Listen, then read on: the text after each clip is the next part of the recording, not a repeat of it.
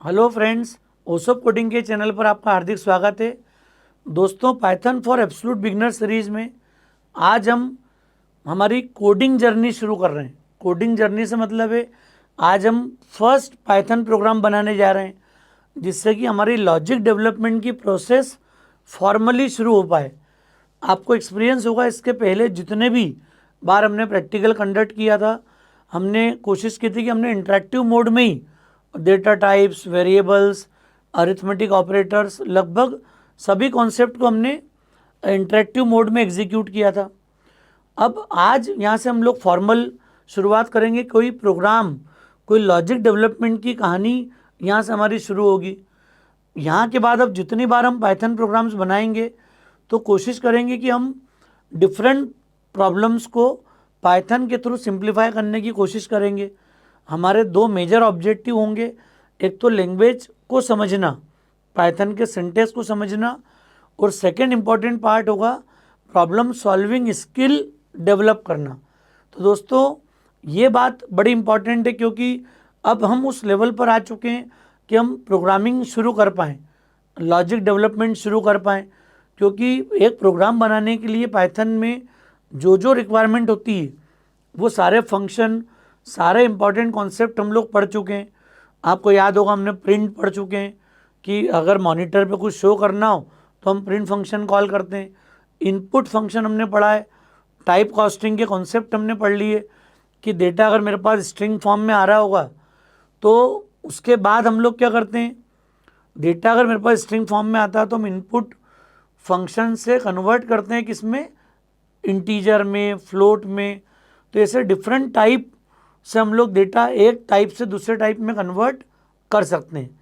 ये हमारी basic approach थी जब हमने इनपुट फंक्शन को डिस्कस किया था। फिर हमने बात की थी एल्गोरिथम और फ्लो चार्ट्स की। अब हम जब अपनी प्रोग्रामिंग जर्नी शुरू करेंगे तो हर दिन हम कोशिश करेंगे कि पहले कॉन्सेप्ट डिस्कस करें, मतलब प्रॉब्लम को समझें, फिर उसका एक प्रॉपर फ्लो चार्ट डिज़ाइन करें, उसको ड्राई रन करें। सब कुछ अगर प्रॉपर वर्क करता है, चलता है, then we go for writing code. फिर जाके हम लोग पाइथन स्क्रिप्ट लिखना शुरू करेंगे। तो दोस्तों, आज हम शुरू करते हैं। चूँकि अब सब कुछ हमारा रेडी है, सिर्फ प्रोग्रामिंग प्रॉब्लम्स को वन बाय वन बनाना शुरू करना है, जिससे कि आप अच्छी खासी प्रैक्टिस डेवलप करें और लॉजिक बिल्डिंग पर अब हमारा ज़्यादा फोकस होगा। ठीक है दोस्तों, फर्स्ट पाइथन प्रोग्राम बनाते हैं हम लोग। एक बहुत कॉमन प्रोग्राम है शुरुआत के लिए हमारा। This is addition of two numbers.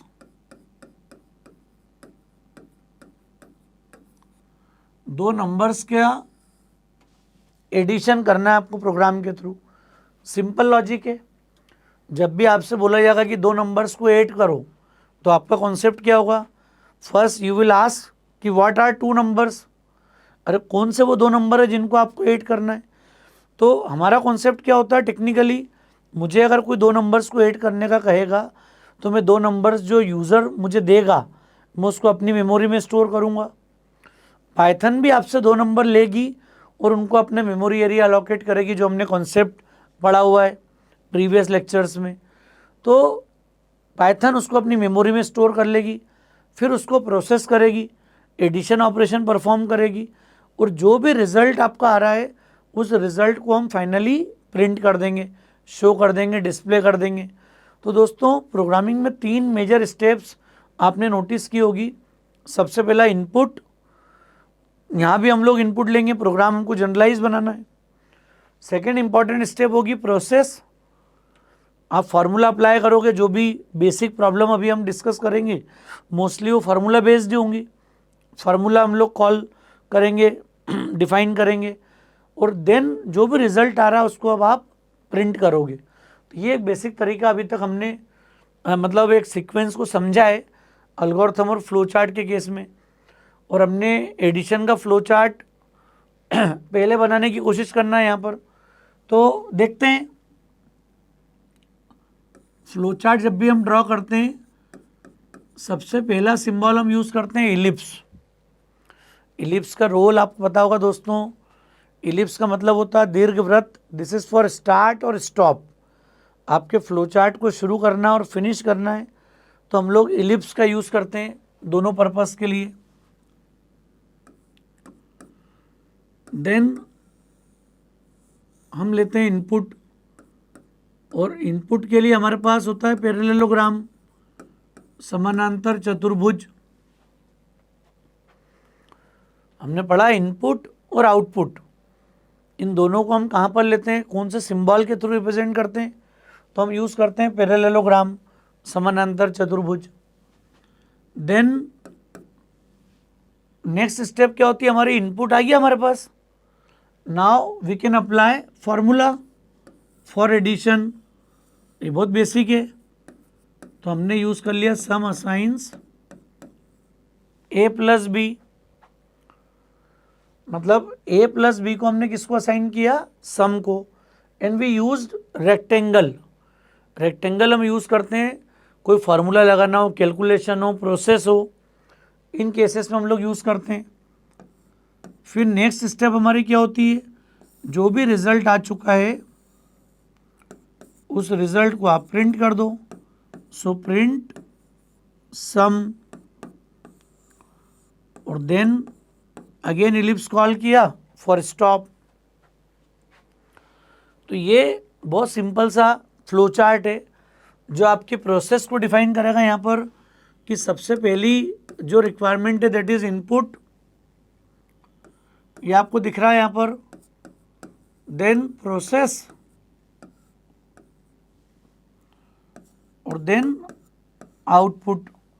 ये आपको थोड़ा थोड़ा कनेक्ट होगा कि जो हम बेसिक तरीका समझते हैं प्रोग्रामिंग करने का, ये उसी को फॉलो करेगा कि आप पहले इनपुट ले लें, फिर उस पर फार्मूला अप्लाई करें, जो भी लॉजिक है।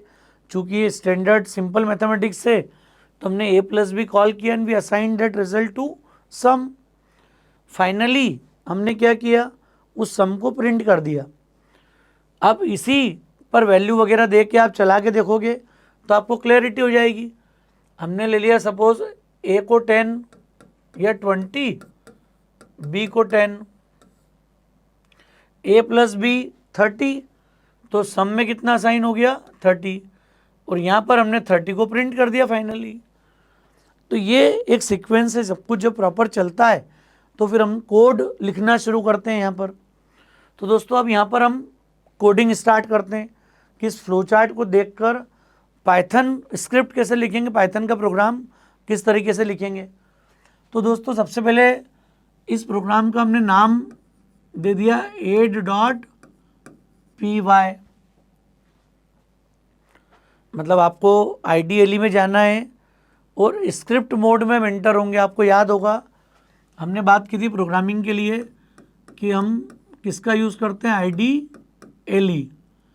और IDLE में भी आप किसको देखते हो पर्टिकुलर, यहाँ पर हम देखेंगे अभी स्क्रिप्ट मोड। आपको याद होगा अभी इसके पहले के जो जितने भी हमने प्रैक्टिकल्स किए थे सब इंटरेक्टिव मोड में यूजुअली किए थे, खासकर जब ऑपरेटर, डेटा टाइप और अरिथमेटिक ऑपरेटर को हमने डिस्कस किया था। तो यहाँ पर आपको स्क्रिप्ट मोड ओपन करना है। याद होगा IDLE शेल जब देखोगे आप तो टॉप लेफ्ट पे आपको सबसे पहला जो मेनू मिलेगा फाइल मेनू मिलेगा। फाइल मेनू में न्यू फाइल क्लिक कर दोगे आप, एक ब्लैंक फाइल आपके सामने होगी। आप सेव एज क्लिक करके उसको नाम दे दो, जो भी फोल्डर जिस डायरेक्टरी में आप अपने प्रोग्राम को स्टोर करना चाहते हो। मेरा सजेशन ये होगा कि आप कोशिश करो कि DE मतलब C ड्राइव को छोड़कर, जो नेचुरल पाथ है IDLE का उसको छोड़कर आप ऐसी जगह सेव करें जहाँ पर फ्यूचर में अगर मशीन फॉर्मेट हो, कोई रीज़न आए, ऑपरेटिंग सिस्टम करप्ट हो, तो आपकी फाइल लॉस नहीं हो, आपकी जो एफर्ट्स है, जो मेहनत है वो लॉस नहीं हो। तो aid.py हमने प्रोग्राम नेम देके सेव कर लिया। कहाँ सेव करना है ये सब आपको क्लियर हो गया होगा। स्क्रिप्ट मोड में हमको काम करना है। अब स्टेप बाय स्टेप देखते हैं हम। फ्लो चार्ट में एक स्टेप देखेंगे और उसका कोड लिख लें यहाँ पर। तो सबसे पहली स्टेप क्या हो गई हमारे लिए, ए असाइंस, क्या काम करते हो आप, इंट, हम कॉल करते हैं इनपुट फंक्शन। हमने पढ़ा इनपुट फंक्शन क्या करता है, इसमें जो भी डबल कोट्स में लिखेंगे वो यूज़र को प्रॉम्प्ट करेगा। अगर आपने डबल कोट्स में कुछ दिया नहीं है तो वो वैल्यू तो एक्सपेक्ट करेगा, पर वो आपको पता ही नहीं चलेगा कि वो वैल्यू क्या मांग रहा है आपसे। तो यूज़र को प्रॉम्प्ट करने के लिए, अलर्ट करने के लिए हम लोग ये अंदर एक मैसेज देते हैं जिसके बेस पर यूज़र अपना इनपुट देगा हमें। तो हम दे देंगे यहाँ पर एंटर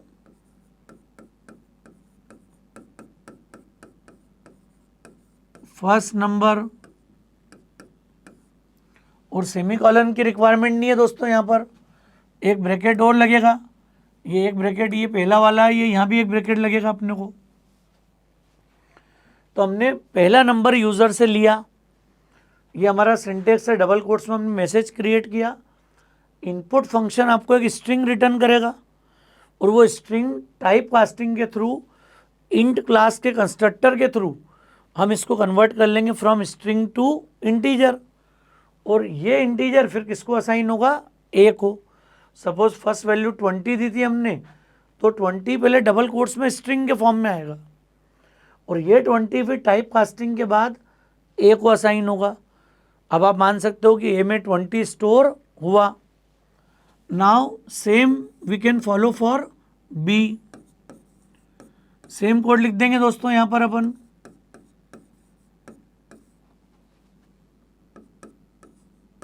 क्या आ जाएगा डबल कोट्स में यहाँ पर?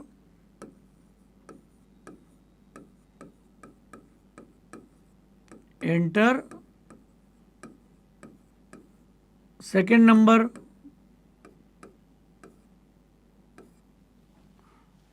ब्रैकेट का जरूर ध्यान रखना, यहाँ पर न्यू लाइन वगैरह की नीड नहीं है। क्यों नहीं है आपको याद होगा। इनपुट हमने यूज़र से ले लिया, यहाँ पर 1 बाय 1 दोनों इनपुट आ गए हमारे पास। क्लियर है? कॉन्सेप्ट समझ में आ रहा है आपको क्या कर रहे हैं हम? दोनों केस में स्ट्रिंग टाइप का डेटा हमारे पास आया, उसको टाइप कास्टिंग से हमने किस में कन्वर्ट किया? इंटीजर में। तो दो इंटीजर आ गए 20 और 10, दो वैल्यू ए और बी को असाइन हो गई। Then what is next? Input part हमारा फिनिश हो गया, कंप्लीट हो गया। आपने नोटिस किया होगा पाइथन में इनको एज ए वेरिएबल डिक्लेयर करना पड़ा क्या? तो अब याद करो, हमने वेरिएबल और डेटा टाइप वाली बात की थी। जैसे ही पाइथन के पास वैल्यू आती है, पाइथन उसका टाइप आइडेंटिफाई करती है और अकॉर्डिंगली उसके लिए मेमोरी एरिया रिजर्व करती है इंटरनली। और वो मेमोरी एरिया मैच होगा, मैचिंग टाइप का होगा। इंटीजर वैल्यू आएगी, इंटीजर के लिए मेमोरी एरिया रिजर्व होगा। क्लियर? फ्लोट वैल्यू आएगी, फ्लोट के लिए मेमोरी रिजर्व होगी। तो ये एक बेसिक पाइथन का डेवलपमेंट है। आपने देखा होगा यहाँ पर ना तो हमने मेन फंक्शन कॉल किया, ना कोई हेडर फाइल हमने इंक्लूड करी, कोई स्पेसिफिक फॉर्मेट नहीं है पाइथन में। बहुत आसान तरीका है, सीधी सीधी अप्रोच है।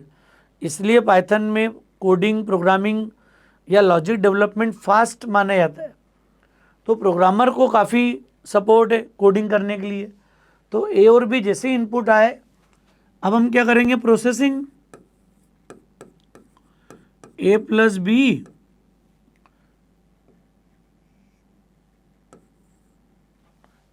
बी हमने किसको असाइन कर दिया? सम को। अब ये जो असाइनमेंट ऑपरेटर आप समझते हो यहाँ पर, इसको इक्वल नहीं पढ़ेंगे हम लोग, हमेशा क्या बोलेंगे? Assignment operator. इक्वल के लिए 2 बार इक्वल ऑपरेटर आपको अप्लाई करना पड़ता है। तो ये दोनों को ऐड किया और सम में रिजल्ट आ गया। अब आप क्या करोगे यहाँ पर? सॉरी, प्रिंट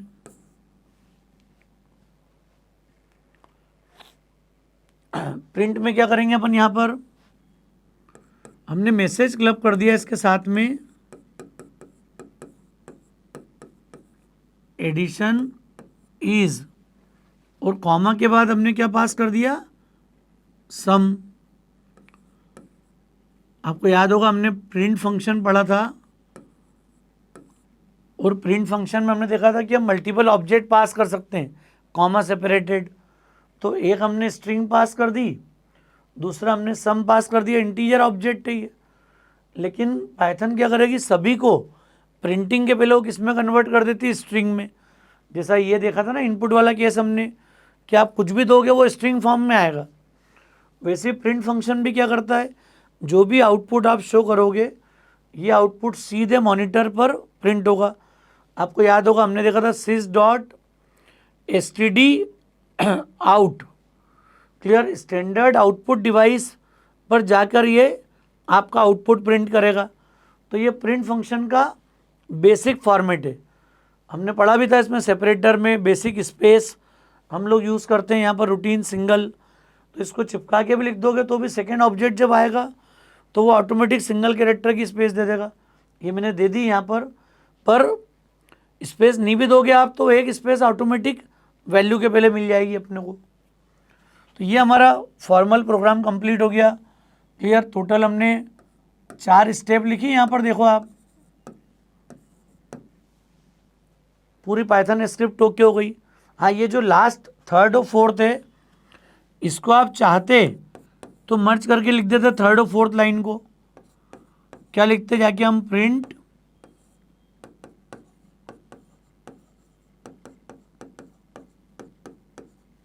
एडिशन इज, और सीधे हम यहां पर लिख देते a+b। ये भी पॉसिबल है, ये तरीका ही पॉसिबल है। आप 2 लाइन हटाकर इस लाइन को लिख लेते हैं यहां पर। तो दोस्तों समझ में आ रहा है कॉन्सेप्ट। ये पहला प्रोग्राम है हमारा जिसमें हमने 2 नंबर्स को यूज़र से लिया। क्लियर, पहले a लिया हमने 20, देन b 10, 8 किया, result will be 30 and is assign to sum, और ये प्रिंट कर देगा एडिशन इज 30। तो ये जब प्रोग्राम एग्जीक्यूट होगा आउटपुट विंडो में तो पहले ये 20 ले लिया हमने, लिखा हुआ आएगा एंटर फर्स्ट नंबर, एंटर का मैसेज आ जाएगा 20। क्लियर, चूँकि वो डिफ़ॉल्ट न्यू लाइन है तो यहाँ आ जाएगा। फिर एंटर सेकेंड नंबर 10, फिर आपने प्रिंट कर दिया एडिशन इज 30। तो ये आउटपुट विंडो पे आपको प्रॉपर सब कुछ चलता हुआ दिखेगा। तो ये एक हमारी अप्रोच है दोस्तों कोडिंग की, प्रोग्रामिंग की। इस तरह से हम जब शुरुआत करेंगे तो अब जितनी बेसिक प्रोग्रामिंग प्रॉब्लम्स हैं, फार्मूला बेस्ड जितने प्रोग्राम्स हैं, पहले उनको बनाएंगे 1 बाय 1 फ्लो चार्ट के कॉम्बिनेशन के साथ, और कोशिश करेंगे कि 0 एरर प्रोग्रामिंग वाला कॉन्फिडेंस आपके अंदर बिल्ट हो। अगर आप फ्लो चार्ट बनाएंगे, डेली थोड़ा आप पेपर वर्क करेंगे, तो जब आप फाइनली आइडियली में इस कोड को लिखोगे तो आपको काफ़ी एडवांटेज मिलेगा और आपकी गलतियां जो हैं, वो एरर्स जो हैं वो रिड्यूस होती जाएंगी, और एक समय के बाद हम 0 एरर प्रोग्रामिंग वाला कॉन्फिडेंस कैरी करेंगे। क्लियर है दोस्तों, मुझे उम्मीद है आपको लॉजिक, कॉन्सेप्ट सब कुछ क्लियर होगा। उम्मीद है प्रोग्राम आपको थॉरोली, मतलब एक एक स्टेप इसकी क्लियर होगी। यहाँ पर लेक्चर ठीक लगा हो तो अपने फ्रेंड्स के बीच में इसको ज़रूर शेयर कीजिएगा। ओसोप कोडिंग को अगर आपने सब्सक्राइब नहीं किया है तो मेरा रिक्वेस्ट है प्लीज़ चैनल को सब्सक्राइब ज़रूर करें, बेल आइकॉन को याद से प्रेस करें जिससे आप हमेशा नोटिफाइड रहें। ओसोप कोडिंग यूनिक डिलीवरी के लिए, स्ट्रॉन्ग प्रोग्रामिंग फाउंडेशन के लिए, 0 एरर प्रोग्रामिंग के लिए कमिटेड है। मतलब आपके अंदर वो कॉन्फिडेंस मुझे ट्रांसफ़र करना है जिससे कि आपका प्रोग्रामिंग कॉन्फिडेंस उस लेवल पर आए। आप चाहें तो पॉज कर करके भी कोड अपना रेगुलर टाइप कर सकते हैं यहाँ पर, और मेरे साथ ही आप रेगुलर इसको रन कर सकते हैं। ठीक है दोस्तों, थैंक्स अ लॉट।